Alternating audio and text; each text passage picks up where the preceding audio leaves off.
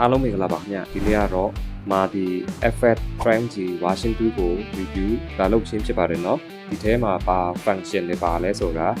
ကျွန်တော်တရားလေးပြပေးမယ်เนาะမာဒီ FF ဆိုတာပါလဲအရင်ဆုံးကျွန်တော်တို့နားလည်ရမယ်เนาะမာဒီ FF ဆိုတာအဲမှာ speaker တွေအစုံပါမယ် preamp amplifier တွေပြီးတော့ cabinet တွေအကုန်ပါမယ် FX အစုံအလင်းပါမယ်ပေါ့ဗျာသဘောတော့เนาะaudio interface တခါတည်းပါကြည့်တာ battery ပါတယ် bluetooth ချိန်လို့ရတယ် windows ဖြစ်ဖြစ် mac ဖြစ်ဖြစ် software နဲ့ချိန်လို့ရတယ်ပြီးတော့ android ios မျိုးစလုံးနဲ့လည်းချိန်ညှိလို့ရသေးတယ်ဗျကျူနာလည်းပါကြည့်တာဒီ FX ထဲမှာ mode နှစ်ခုရှိတယ်ဗျ live mode နဲ့ preset mode နှစ်ခု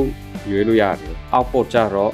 ရိုးရိုး output တစ်ခုပါမယ်ပြီးတော့ XLR out တစ်ခုပါမယ်ဗျအရင်ဆုံးကျွန်တော် preamp အကြောင်းပြောပြမယ်ဒီထဲမှာ preamp type 6မျိုးပါတယ်ဗျ clean နှစ်ခုရှိတယ် overdrive 3ခုရှိတယ် distortion 4ခုရှိတယ် number 1ကျတော့ walk AC 30 number 2ကျတော့ Fender Dream Reverb number 3ကျတော့ Bogner Shiver number 4ကျတော့ Marshall JTM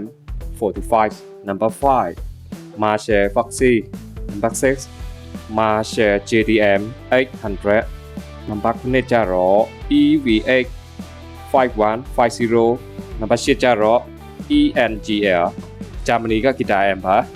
number 9ကျတော့ Mesa Puki ဒါကြောင့်မို့ကျွန်တော်တို့ဒီထဲမှာ guitar amp ပုံစံလိုလင်းပါကြည့်တာဗျ EQ ချိန်လို့ရတယ် preamp အကြောင်းပြောပြီးဆိုတော့ကျွန်တော်ဒီ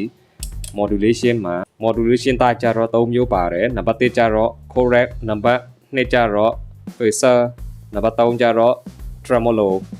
delay လည်း3မျိုးပါတယ် number 1ကျတော့ tap delay number 2ကျ analog delay number 3ကျတော့ dual delay reverb မှာလည်း type 3မျိုးရှိတယ် number 1က supreme reverb number 2ကျ room reverb number 4ကျတော့ clock reverb ပါတယ်เนาะနောက်ဆုံးကျတော့ IR ဆိုတာတချို့ဘယ်မရှင်းကြသေးဘူးเนาะတိတ်နားမလဲကြသေးဘူးဗျ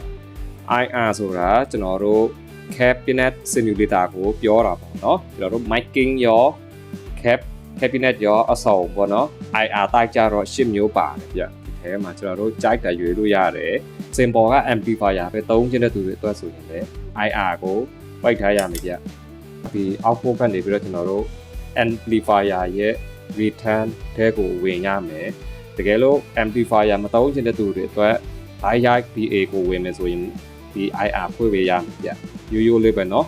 band ကြတော့6ခုပါတယ် band တစ်ခုမှာ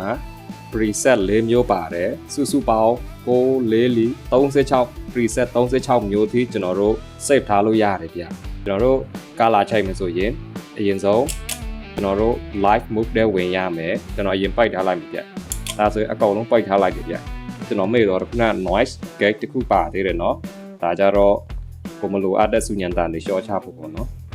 Okay ဂီတာကလာစားချိန်တော့မယ်ဆိုရင်ကျွန်တော်တို့အရင်ဆုံးဂီတာကိုဒီ input ထဲဝင်ရမယ်ဂီတာ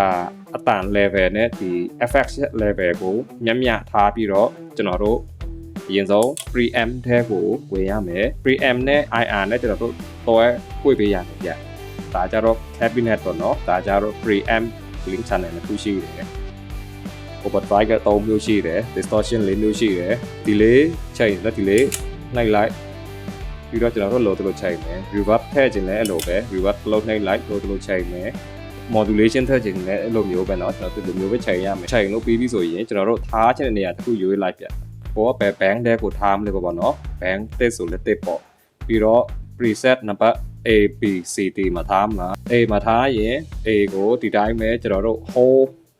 ဖိတ်ထားရမယ်เนาะမီးလေးကဒီလိုမျိုးမိတ်တော့ဖြစ်လာမယ်ဗျအဲ့ဒါကြရင်ကျွန်တော်တို့ preset တစ်ခုချိန်လို့ရပါပြီပေါ့เนาะနောက်တစ်မျိုးထပ်ချိန်ခြင်းလည်းအဲ့လိုပဲဗျကျွန်တော်တို့ဒီလိုချိန်မယ်ပြီးတော့ကျွန်တော်တို့ထား B ဆို B C ဆို C D ဆို D ကျွန်တော်တို့ဖိတ်ထားရမယ်เนาะဖိတ်ထား20စက္ကန့်30စက္ကန့်လောက်ဖိတ်ထားရင်မီးလေးမိတ်တော့ဖြစ်လာမယ်အဲ့ဒါဆိုရင် preset ကျွန်တော်ထားတဲ့နေရာထားလို့ရပါပြီဗျဒီလောက်ပါပဲเนาะဒီကတော့ပြဿနာ HLR အောက်ပါတယ်အများကြီးကျွန်တော် symbol မှာသေးရင်ကျွန်တော် symbol က amplifier တွေမသုံးတာများတယ်ဗျကျွန်တော်ဒီတိုင်းပဲ PA တဲ့တိုက်ရိုက်ဝင်တာများတယ်ဗျ ဒီ အားလုံးအဆင်ပြေကြမယ်လို့ထင်ပါတယ်ဗျ